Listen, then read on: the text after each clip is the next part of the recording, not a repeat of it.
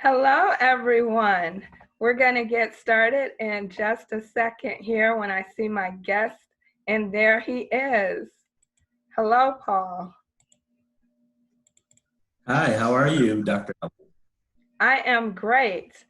First, I want to welcome everyone to the National Entrepreneurs Association Lunch and Learn on how to stay motivated and maintain a positive attitude during difficult times. I am Dr. Zalanya Allen, president of the National Entrepreneurs Association, and I'll be your host this afternoon. Here at the National Entrepreneurs Association, our goal is to support entrepreneurs through monthly networking events and regular educational training programs.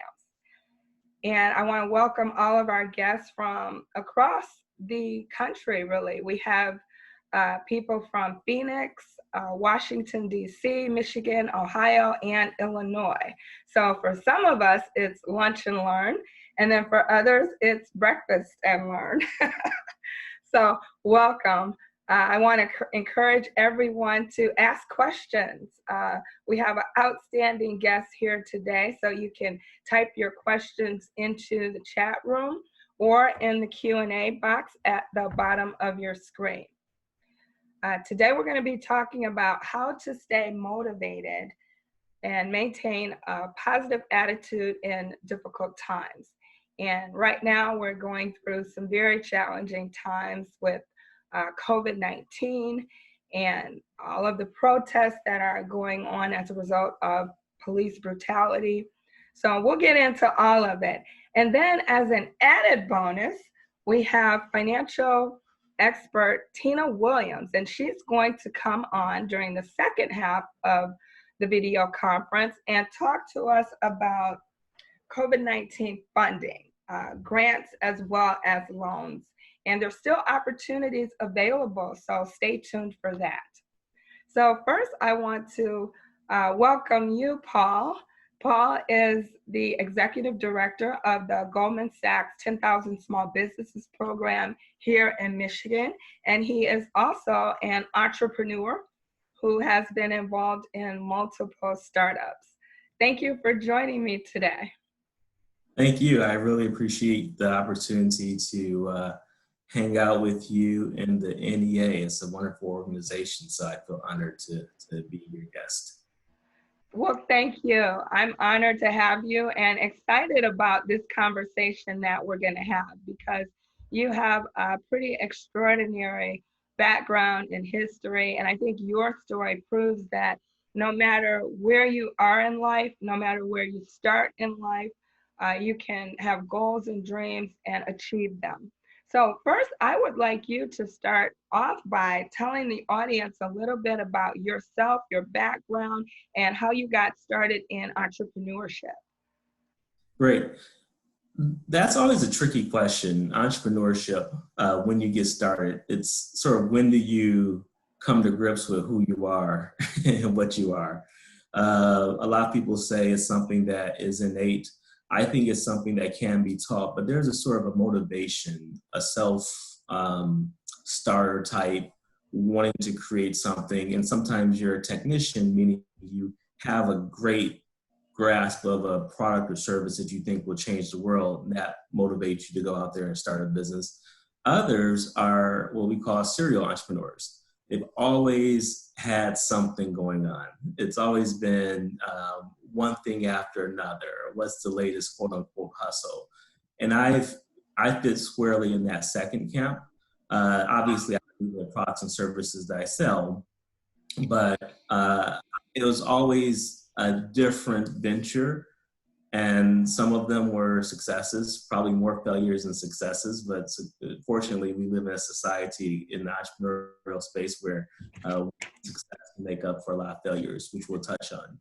But I think the biggest turning point, why I would say becoming a true entrepreneur, is learning how to create a sustainable business model. So it's more about, I've always been a hustler, so to speak, always having some type of thing going on, but being able to scale up a business, I think it happened, I would say it started in the depths of despair And I think a lot of entrepreneurs will probably share that story now, or in 5 or 10 years back, they'll look back and say, that's when I really, came to my own, was when I was facing the darkest moments. And I'm happy to share those with you. But I would say I've always been out there hustling and doing something, but I became a true entrepreneur, I would say, back in the mid to early 2000s, and with the telecom company that I started. Okay, and I understand that company was actually in South Africa. Is that correct? It was in West Africa. Oh, okay. Yeah, and just to frame it, I did not have these ideals of grandeur about going to Africa and changing the world or finding my roots. It was really an act of desperation. Back in 2006, I had a failed venture, a failed marriage, so I had no money, a pissed off wife, which is now ex-wife. I had 2 very young kids. The venture that I started was funded by friends and family, so I pissed off a lot of friends and family, and there I was. And I had an opportunity to work on a project in Africa. And again, I would say, part of it was I saw the opportunity to start something new and just, recreate myself. Part of it was just to see how far away I could get from my ex-wife at the time. So I think the combination, they had something a little bit further, maybe I would have started the venture there. I'm not a telecom person by training, but again, I did identify the opportunity, and given my state of despair, I was more willing to step out of my comfort zone. And I think as entrepreneurs, that's probably one of the first steps in being a successful entrepreneur, is being able to step out of your comfort zone. And I would say since then, my most comfortable space is outside my comfort zone. When I'm doing the same thing too much, then it starts to get a little bit concerning to me. I start to get a little bit bored, start twiddling my thumbs. So learning how to step outside your comfort zone and embracing that is something that I had to learn to become a true entrepreneur. And I think a lot of the people on this call probably already have that, hence they started their own business. You sort of have to have that. All right, and now you're with Goldman Sachs. What made you want to do that? I know you work with a lot of exciting entrepreneurs now, but what made you want to step into that role? The program itself is amazing. Prior to joining as a employee of the program, and mind you, I would say I started with the Goldman Sachs program in August of last year.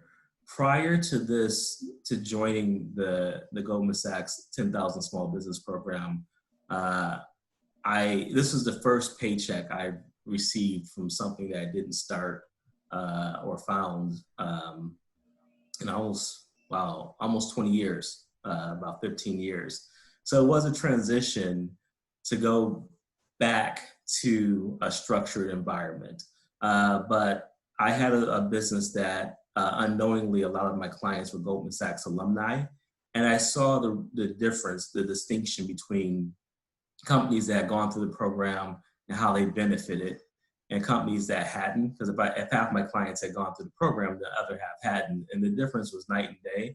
So I saw the outcome, and I started to really believe in what the effect was of the program. And I had to just sort of jump in and learn the secret sauce, learn what went on behind the scenes to promote a level of success that we promote within the Goldman Sachs 10,000 Small Business Program. Okay, awesome. So let's get into some motivation now that we have your background. I just want to define motivation really quickly for everybody. So it's the desire to take action and the reason for acting or behaving in a particular way. And some people may know this, some may not, but motivation actually is a topic that's been studied ad nauseum in social science, in business. I know my background is in psychology. For those who are not aware, I am a psychology professor, and it is one of the subjects that I teach. And there are tons of theory on how you motivate people. So it's not just about giving a rah-rah speech. Like, we actually research, how do you get into a person's psyche or subconscious and motivate them to want to do their jobs. So talk a little bit about your experience with motivation as far as just in general, like, what's your take on as an entrepreneur? Yep. Like you said, I love the definition. A lot of times we think of motivation and it connotates a positive outcome. A lot of times people are motivated to do very negative things. So it's all about what prompts you to go out. And the more you understand how you become motivated, the more you will drive your own narrative. So that's a lot of cliche, a lot of talking, but let me just jump into it. I mean, yeah, I have a 15-year-old daughter, and I would tell her we're going to have real talk conversations once a week. And she said, "That's the dumbest thing I've ever heard of. Why don't you just call it something else?" And I said, "What?" She said, "Why don't you just call it talk?" But anyway, so we're going to have being able to step outside discussing cash flow and talk about something that is a little bit more squishy. But first I would say that entrepreneurs, what distinguishes an entrepreneur is how you see the world. And most of the time, entrepreneurs, they're motivated, they're driven by growth and expansion. The other part of the population, the other 90%, are driven by fear and survivorship, or fear and self-preservation. So as you are an entrepreneur and you're going to very hard times, always think about, the first step to me in being motivated is always seeking opportunity in everything. Like, always seek, when the world is shifting, where are there crevices? How do you fit your expertise in, or where you can add value and ride the wave of change? So it's starting with, again, going into when you start your day or start your operation, looking for opportunities and making that your first priority. If you're starting, and usually what you focus on is what you get. So if you're looking at growth and expansion, then over time that's where you're going to end up. If your focus is on self-preservation and survivorship, then 5 years down the road you probably will have just survived. You'll still probably be living paycheck to paycheck, or doing everything you can to quote unquote not get fired, or to not have the worst happen. So looking at growth and expansion, again, to me, is the greatest motivator. Unfortunately, a lot of our population, like I said, they're motivated by fear and being able to preserve. And that's where I think a lot of our social issues come from.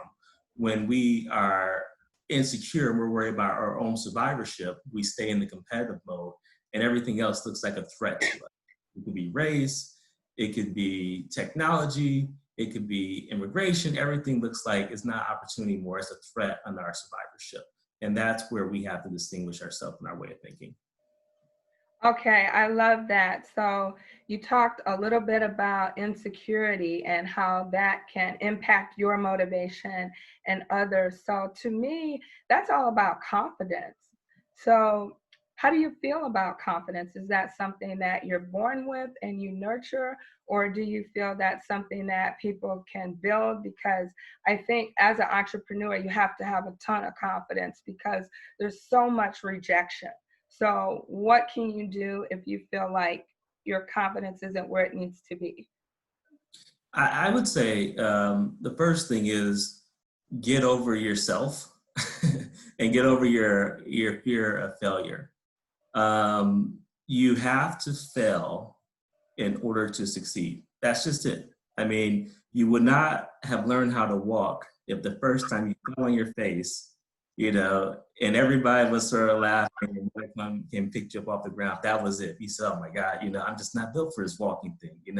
I didn't come out of my mom's stomach walking, and look, I fell. So, I'm just going to go do something. I'm just going to go lay back in my crib, So everything that you do, you have to just embrace that failure is going to be a part of it. There's a quote that said, "Be brave enough to suck at something," and go into situations knowing that one, that you're going to have, if you don't fail, that means you haven't pushed yourself.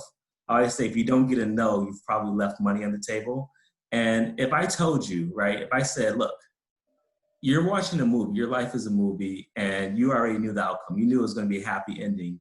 Yes, you would still feel the ups and downs, the thrill and the action-packed part of it, but you would walk away with a greater sense of comfort. Like, okay, I know at the end of the day, this person's going to make it because they did a sequel, so they have to make it. But if you go into it really not knowing that, that you don't believe in the outcome, that any part of the journey that looks like it's something that is negative, you're going to look at failure and use that as an excuse to walk away. So I think the first thing is, your question was, is it innate or is it something that has to be nurtured? I do think so. I mean, I think that look at kids, they're confident beyond anything else. People laugh at them and they just get past it. They even start laughing at themselves.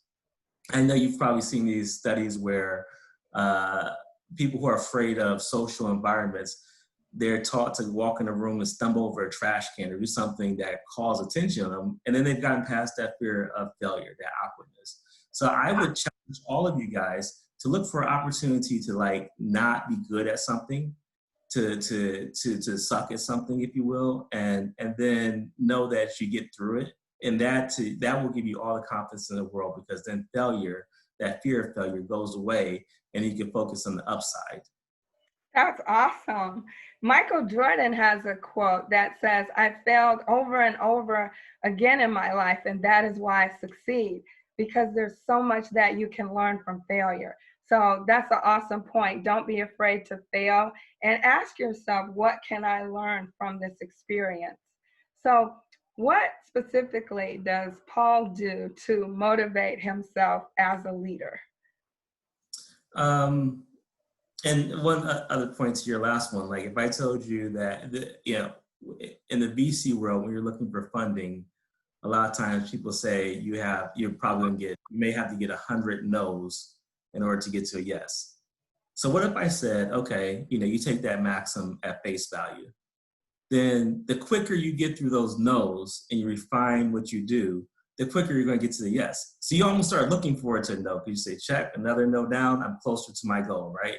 So knowing that, and maybe it doesn't take 100 no's, but if you go in there with the expectation that you're going to have to, it's kind of a failure, you're just sort of learning along the way and peaking and pivoting.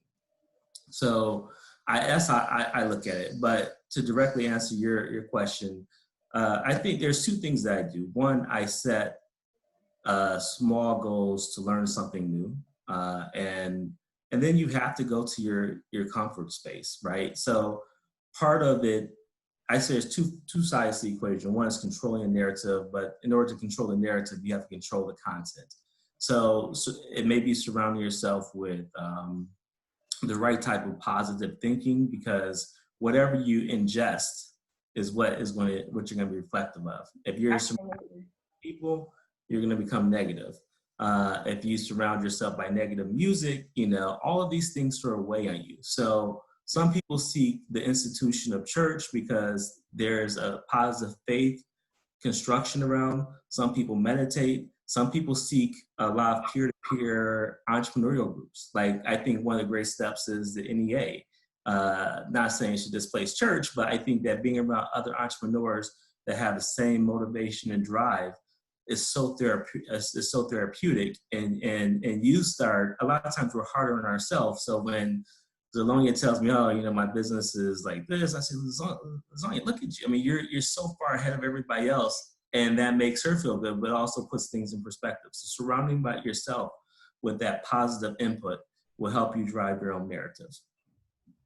Awesome. And I have a slide here with 5 points on it, all of which I believe you just mentioned, which is awesome. So how to stay motivated in 5 steps. For me, Paul, I think it's awareness. You have to be aware that you are responsible for your own happiness and your own motivation. So many times I see people put their happiness in someone else, whether it's a spouse or a supervisor or their children, but they're looking for other people to motivate them and make them happy. So I think awareness that you're responsible for that.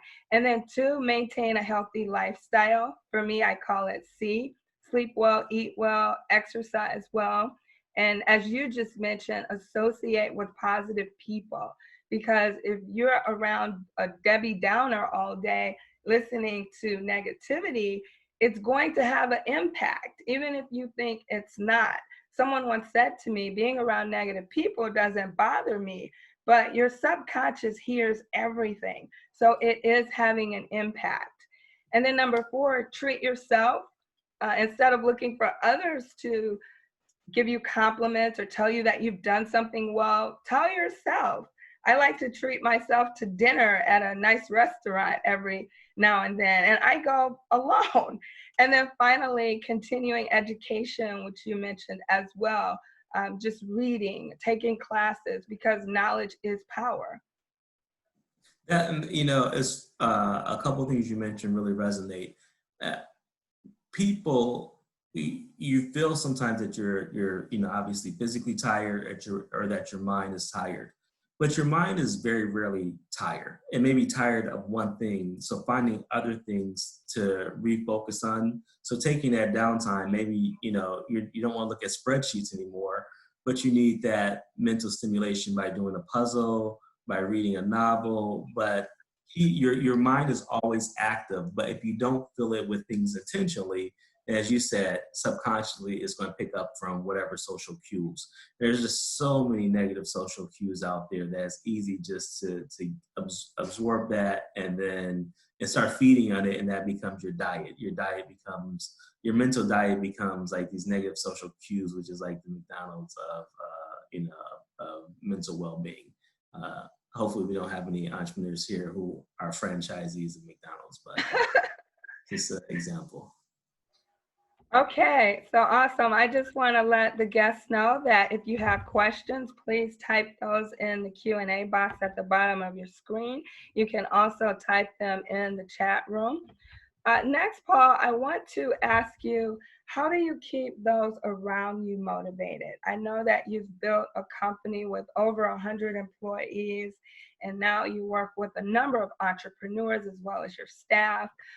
In difficult times like these, how do you keep people motivated and with that positive attitude that everything's going to work out? Yeah.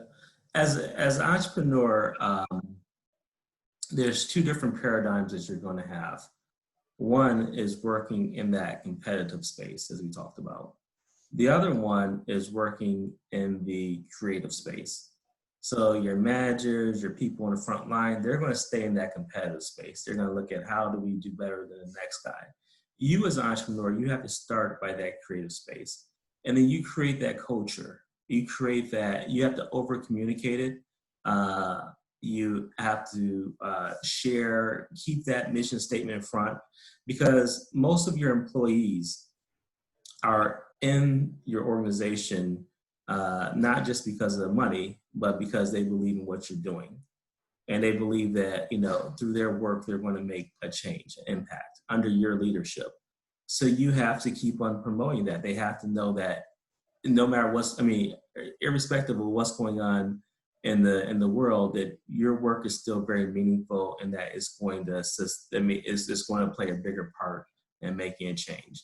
I think as long as people have that, and they can feed that, they can take that home with them, then some of the trials and tribulations they may go through is difficult. If you have a restaurant and you know that you're helping people by providing a good environment or by promoting healthy eating, that one or two customers that come in pissed off because they have to wear a mask is, you know, that is very challenging for some employees to deal with. But they understand that there's a bigger goal in this, you know, a bigger mission, then it's easier to let, you know, push that to the side and remember what you're in it for. Okay. How do you deal with difficult emotions like what we're dealing with now? I know for me personally, I have been everything from over the last 3 months, from very sad to very angry, and at times very happy when I see everybody coming together and it looks like we're making progress and things are moving forward. But just managing all of the emotions that we've been feeling over the last 3 months has been difficult for some people. What advice would you give for that? So I'll give advice, but I will start by saying that it is very difficult. So it's easy to say, oh, just do X, Y, and Z, and see, I get that, but doing X, Y, and Z is not always easy, especially in these worlds, in the world and circumstances that we're dealing with. But I think it starts with knowing that there are certain things that you can change. I recall one time I was going through a tough situation with my business, and the cleaning lady came and said, what's wrong? And I said, oh, it's nothing. She says, I just want to make sure you're okay. The last couple of days you look down. I went home and I prayed for you, because if you're not okay, then then the company's not okay, and if the company's not okay, then I'm not okay. So people are looking towards you, and you have that on your shoulder. So there's a lot to bear, but other entrepreneurs are going through the same thing, and there's best practices, there's venting sessions. So at the Goldman Sachs program, similar to NEA, we do promote that peer-to-peer learning. We promote helping yourselves through the hardship. And we always say in the program, which is usually consists of 35 entrepreneurs, that the answer is in the room, because someone else out there can identify with the same thing you're going through as an entrepreneur, and they're probably dealing with themselves.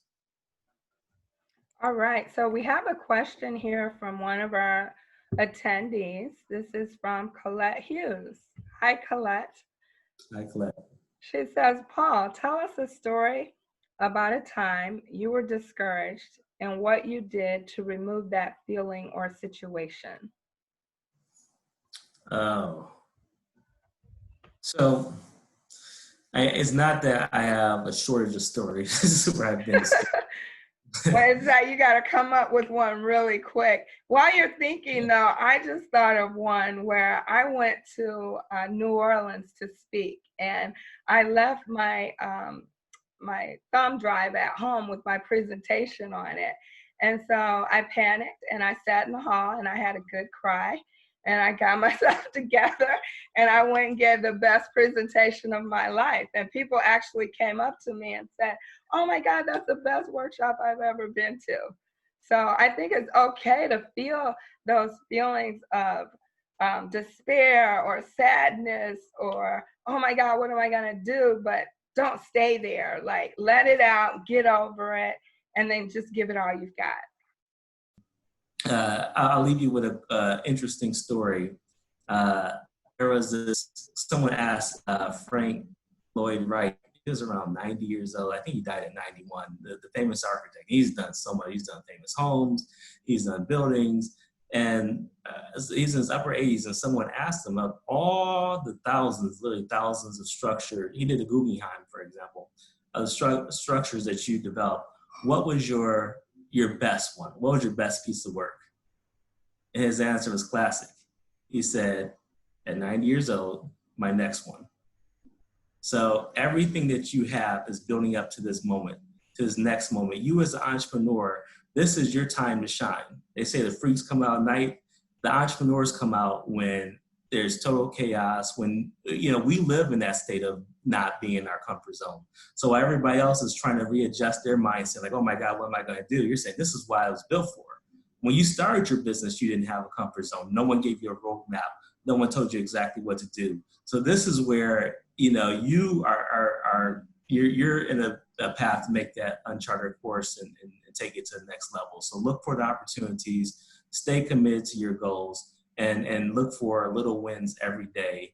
And again, show appreciation to all of those around you who are going to help you bring your dream into reality. Awesome. That's wonderful. Thank you. I think in order to be an entrepreneur, you have to love excitement and unpredictability and flailing in the wind and all that. All right. So we have Tina Williams, our small business financing expert. How are you, Tina? I'm doing excellent. Thank you for having me on today. Thank you for joining us. So I know, first of all, let me give the backstory. Like about a couple weeks ago, Tina started texting me and blowing up my phone about PPP and EIDL. And honestly, I was not going to deal with it, especially anything related with the government. I know there's a lot of red tape. But you kept after me, so I did. I went on and I applied, and my goodness, in less than 4 days there was money in my account. I'm like, what's going on? So tell us about those programs that you were texting me about. Oh my goodness. This is the reason why I've been blowing up every single one of my friends' phone. I don't care who you are. If you do not get this money that the government is giving us, it's never happened in history. And so I want to make sure that all my friends, everyone that I know, made sure that we actually got it. Even if I didn't help you do it, if you need me to help you do it, I'll do it. I just want us in our community to actually just get the money. So there's a couple of programs that I have been focusing on, which is called the Economic Injury Disaster Loan and also the Paycheck Protection Program. And basically, they're just giving money away. It's really cheap. So I had a customer yesterday, Detroit, a soul food restaurant in Detroit. He got $150,000 PPP loan. $731 a month is the payment on that. Also end up getting that same company $175,000 in a paycheck protection program, which is 100% forgivable because he's going to use it for payroll, rent, or mortgage interest. So if you guys have any type of business, I mean, this is kind of funny because nonprofits can apply for this. And like you said, the money is going into the accounts at record rates. I am actually an alumni of Goldman Sachs 10K small businesses out of cohort 18 that actually we were in the middle of COVID and had to start doing our classes online. And like Paul said, the freaks come out at night because I don't think I've ever been this busy in my life, and I have really not even left my home. So I've been doing these paycheck protection program applications, EIDL applications. But Zelanya, is it possible for me to quickly share my screen? Okay. All right. Go here. Let me ask you, Tina, what are the qualifications for these programs? Do you have to be in business for a certain amount of time? If you just started your business, can you apply for these programs? Okay, so you must have been in business before February 15th of 2020 in order to get any of these programs. And so I do get a lot of those questions. Can you get this money if you didn't have any revenues? The answer is no, because they need to know what you made last year, what type of revenues you had. But I do get questions about, well, can I be an independent contractor and get it? Yes, you can. If you're an independent contractor and you got a 1099, I don't even need to use your tax returns to qualify you for a paycheck protection program.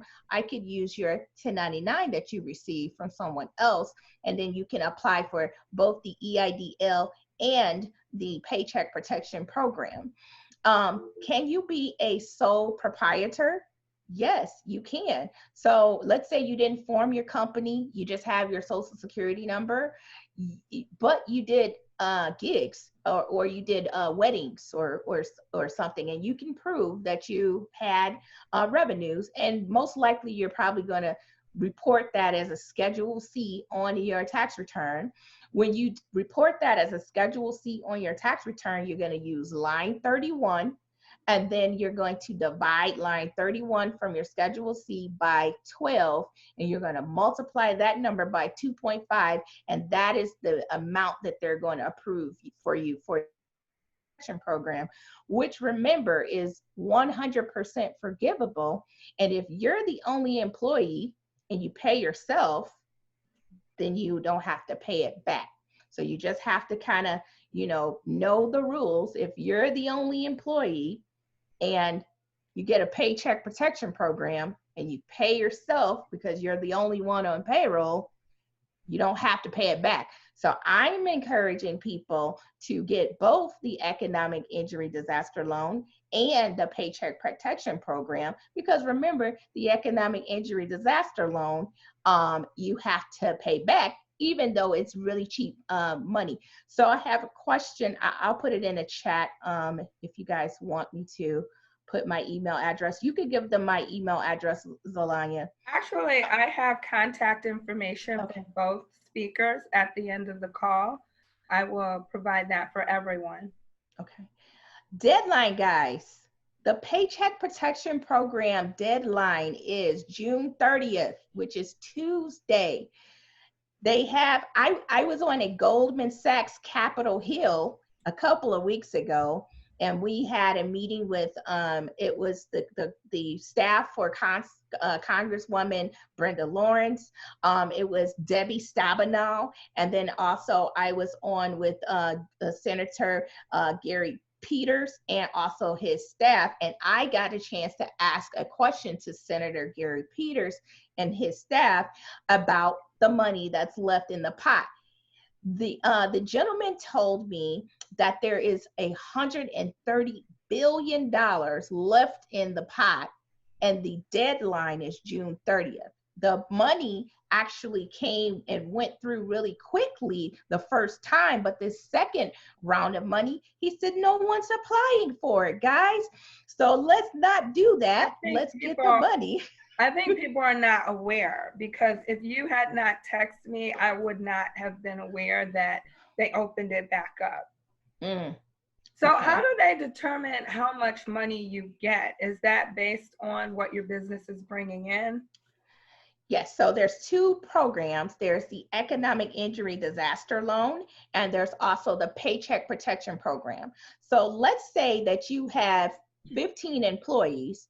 If you hadn't filed your taxes, it's okay, because we were able to use your 941s from 2019, or we're able to either use your ADP your payroll reports, and you didn't even have to actually have filed your taxes yet. As long as you had those payroll reports, we could actually still apply for the Paycheck Protection Program, and that was all that was needed. I hadn't filed my taxes yet, but when I got my Paycheck Protection Program myself, I had ADP. I just pulled the monthly reports, I turned in the 940s, and then they put the money in my account.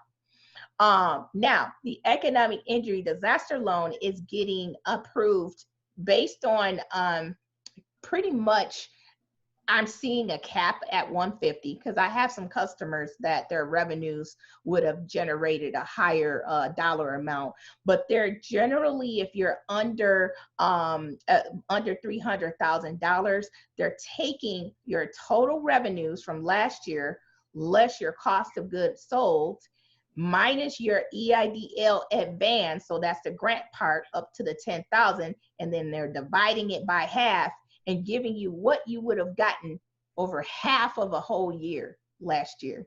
That's how they're kind of, coming up with it. So I had another customer, he didn't have that much revenues last year, but he got $18,000. I think he was around $40,000 in revenues last year. He got $18,300, and his payment was like $40 a month. It was insane. I had another customer. She had $22,000 total. She's the she was independent contractor.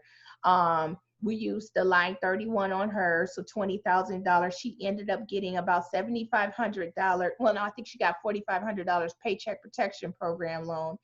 And then she also got a EIDL advance of $1,000 because she's the only employee. And then she got a $9,000 EIDL loan, and the payment on that was just, I think it was like $20 a month. There's no reason not to get it's this. real. Like, I Right. questioned whether this was real too, because at first it seemed like they were just throwing money everywhere, and I think they were. So Kyra Jefferson has a question. She wants to know, if you're getting unemployment, can you still apply? So the answer is yes. You don't want to double dip. So if you're paying yourself, you want to pay other employees. Pay the other employees also during the time, because you only get 2.5 months of the Paycheck Protection Program. So if you're going to be able to get more on the pandemic unemployment assistance, you would want to stay on the pandemic unemployment assistance if you were just the only employee, because it's going to be more money generally, and of course you don't have to pay back the pandemic unemployment assistance either. But if you have employees, like I have employees, if you're paying your employees and you're not paying yourself, you're not getting that. You may have to, you won't have to pay that back if you're paying your employees and not yourself. Okay, wonderful. And how do you get the forgiveness? Is that something you have to apply for, or is that done automatically in some cases? So it is not automatic. You cannot, you will get the Paycheck Protection Program. They changed the law on June 5th. And so now they have something called the Paycheck Protection Flexibility Act of 2020, which allows you, as long as you're spending 60% of the Paycheck Protection Program on your payroll, you can spend 40% of the rest of it on mortgage interest, rent, or utilities. If you don't spend it on that, what will happen is you will owe it back.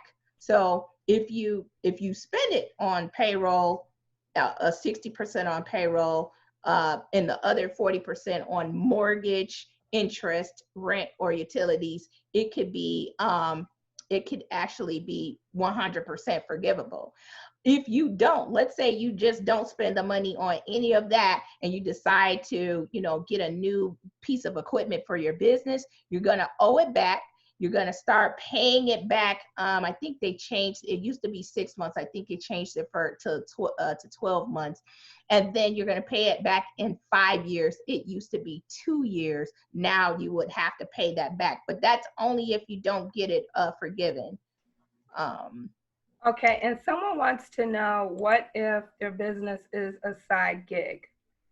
Okay, so if you file a Schedule C on your tax returns, or you get a 1099, you can apply for the Paycheck Protection Program, and you can also apply for the Economic Injury Disaster Loan. Okay, awesome. And if people have questions, again, I will provide Tina's contact information at the end of the call, and you can reach out to her. Tina, are you charging for these services, or how does that work? So right now, I'm just asking people to do it. I'm not charging for it. I'm asking for maybe a favor or something like that if you need me to help you do it. But also I do free, live things every day. I get on YouTube, I get on Facebook. You can kind of look at what I'm doing to submit your application, or if you need me to do it. I may ask you for a favor. It won't be money though. Well, that's awesome, because I know your fees are normally competitive. Yes. It's awesome that you're offering this. And I want to say to our attendees, it's not complicated. Like, I went on and filled out the form in probably 10 minutes or less. And like I said, in about 3.5 days, there was money in my account. So if you think it's complicated, it's not. You could probably do it yourself. This is probably the easiest application you're ever going to fill out for the SBA. Right. So, go ahead and do it. What do you have to lose? Okay, what else in closing do you have to say, Tina, about any type of funding or programs that our entrepreneurs should know before we close the call? So first off, some people are having a little trouble finding where to apply for your Paycheck Protection Program. I know Goldman Sachs has put something together for alumni, and there's other, they have dumped some money into CDFIs. So if you can't find somewhere to apply, let's say your bank is not accepting Paycheck Protection Program applications, you'll have to go somewhere else. Remember, you have until June 30th deadline. So you want to be able to submit that before that time. And so you don't want to wait to the last minute. So I want you to be aware, check your bank first for Paycheck Protection Program. Remember, EIDL, you apply directly with the SBA. With the Paycheck Protection Program, you have to go through your bank, or if your bank's not accepting, we have to go to one that is accepting new clients and then submit your Paycheck Protection Program there. But I just want everybody to know, please just apply. This has never happened in history, and this is actually really, I believe, going to change the trajectory of our lives. I mean, I believe I'm leaving out of this in a better financial situation than I came in. And I was all right before, but I mean, it's really good now. So get the money.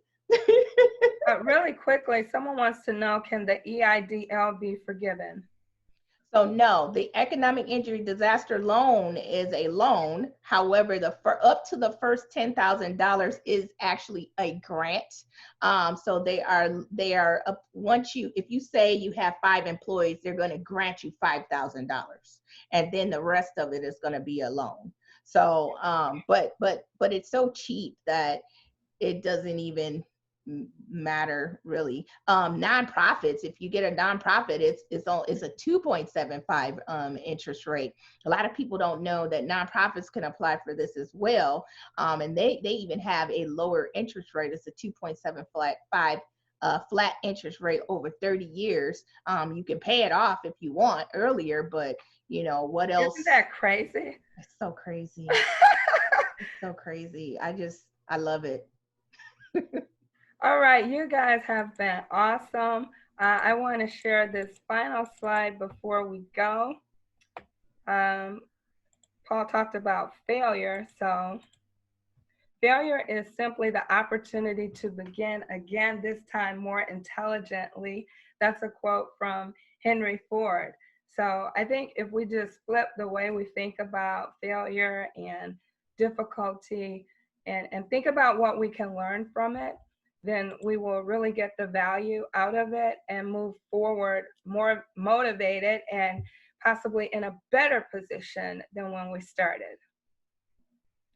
So here is the contact information, you guys. Feel free to reach out to Tina or Paul or myself. And that's the website address at the end of Tina's email. Can you guys see that? Tina Williams at qtbizsolutions.com. Also want to let you know this call is recorded. We will be posting that on our YouTube channel. So you'll be able to go back and look at this and get that information.